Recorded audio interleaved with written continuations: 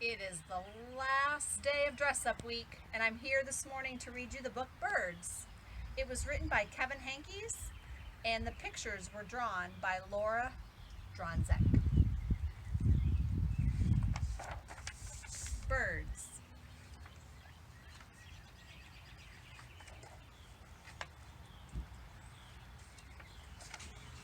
In the morning, I hear birds singing through an open window. Birds can be yellow, or blue, or brown, or red, or even green, I think. Sometimes they're so black that you can't see their eyes or their feathers, just their shapes. Birds can be big, or little, or any size in between. Once I saw 7 birds on the telephone wire. 1, 2, 3, 4, 5, 6, 7. They didn't move, and they didn't move, and then they didn't move.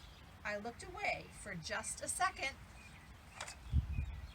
and they were gone.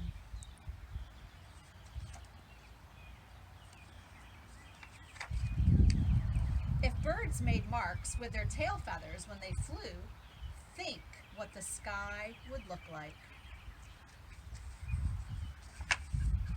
If clouds were birds, the sky would look like this, or this.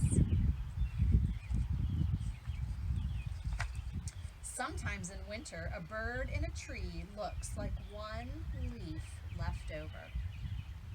I wonder what kind of bird that is up there.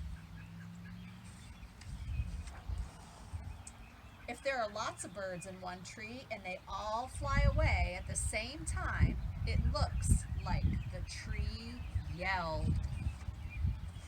Surprise!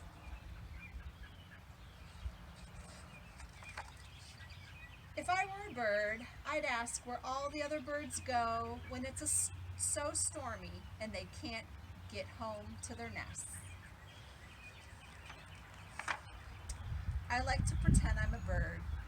I can't really fly, but I can do this. I can sing.